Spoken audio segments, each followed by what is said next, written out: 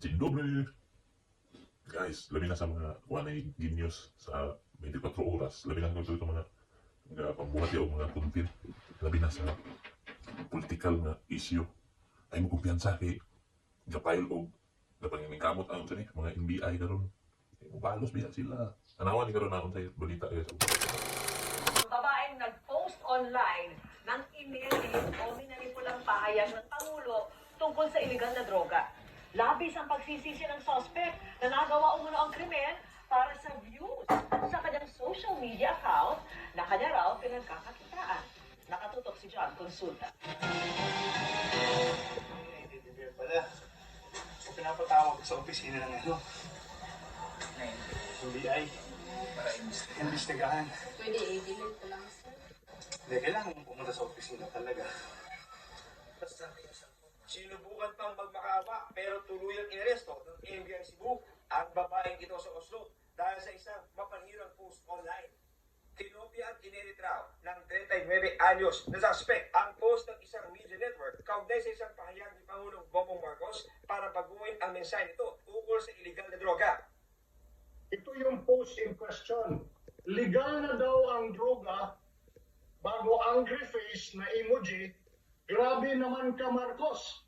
Ngayon harapin mo lahat ng hamon kung makakagabalik ka pa pagkaluoy sa mga inosente.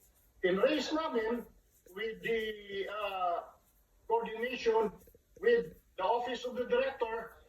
Ayon sa NBI, nagawa raw ito ng suspect para sa views. So sa ginagawa mong ganyan, kumikita ka. Oo po. Pero maliit lang po siya. $1 lang po. Minsan wala ang dollar. So depende sa dami ng viewer mo, ang natatanggap mo na bayad. Ganun ba? Po, pero tingnan ko yun. Wala siyang dollar po. Kahit isang centavos. Alam ko lang, dinilit ko na lang po.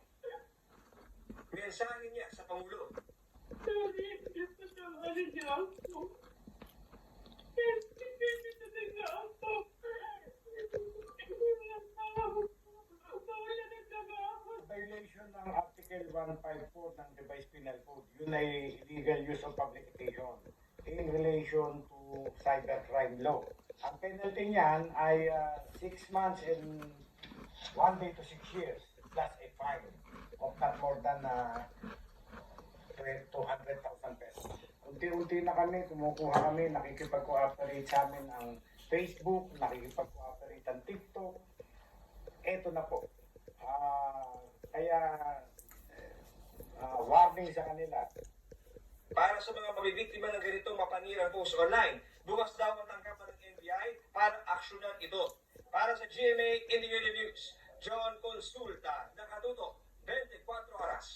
Walang diit makumpiyansa o para makakontent lang na labi na mo tira ka o mga politiko karon o mapibibi ka mga Duterte ba o maka Marcos.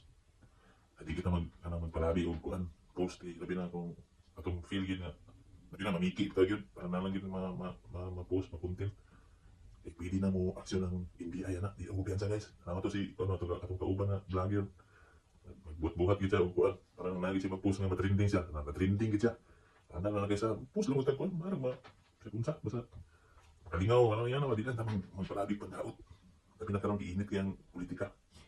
Wala na akong episode guys. Salamat amping tanan ha. Bye-bye. Doble set niya.